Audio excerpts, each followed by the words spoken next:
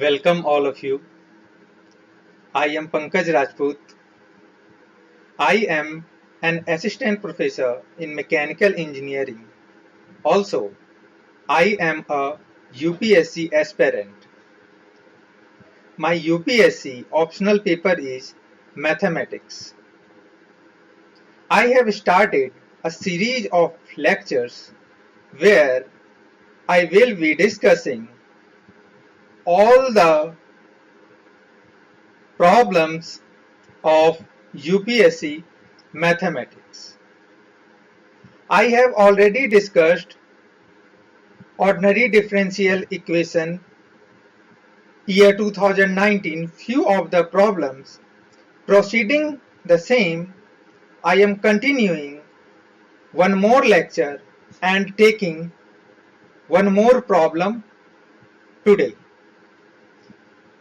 On your screen you can see this is your 2019 UPSC paper 1.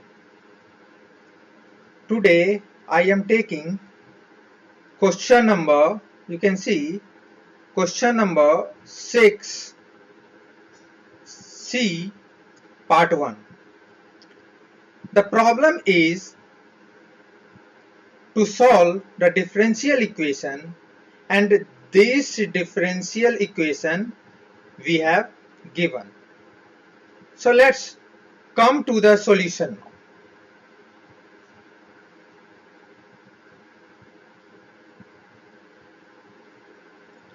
Alright, this is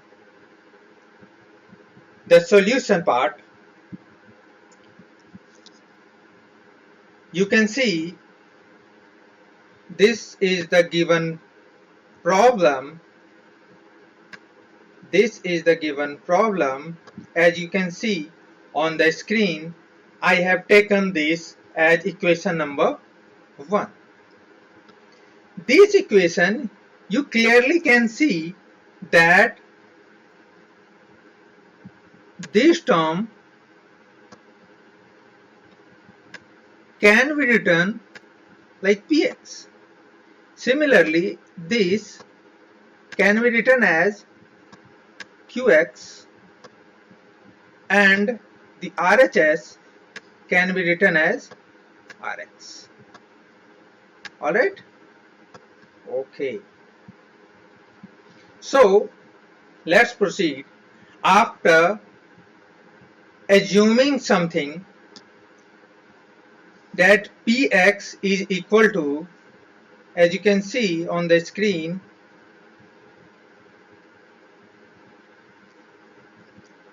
this is your px, this is qx, and this is Rx. Alright? Now, by transforming the given equation, we are replacing x with z, where z, this z is a function of what? Is a function of x.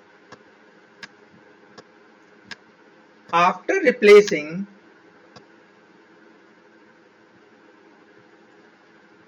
this, we get this kind of solution. Okay, we know that this kind of solution we get. We already know this kind of solution we will get. Yes, as you can see here. Yes, this kind of equation. I am taking it as equation number 2. Alright. You can see one more thing here. This term is our p prime. This term, second term, yeah, this is q prime, and the last term, this is r prime. Okay, so we had nothing but simplified the problem. Now we have to see that this q dash, what is q dash? Q dash is qx upon dz upon dx whole square should be a constant. We are letting it. If this is a constant, my solution will be very easy. Alright, so we are considering that this one is constant.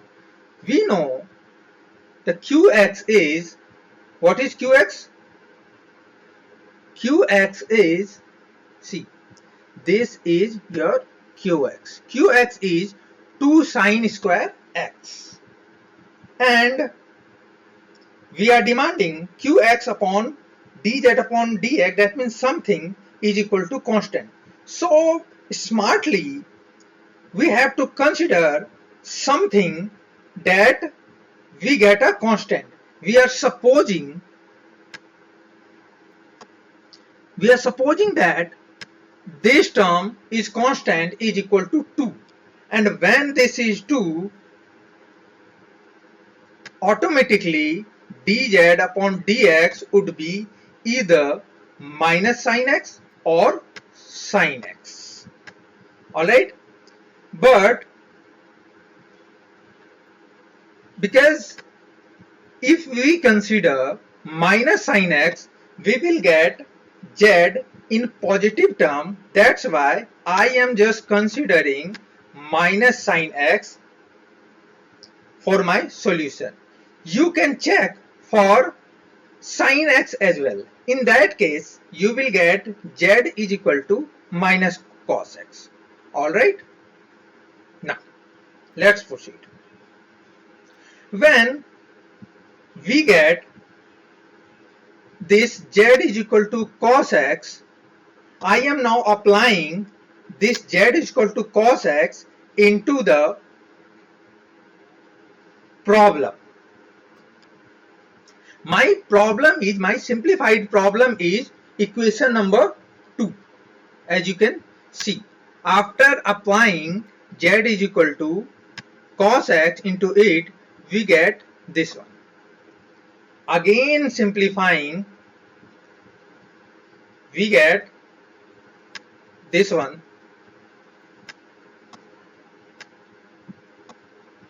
Further simplifying, we come to this kind of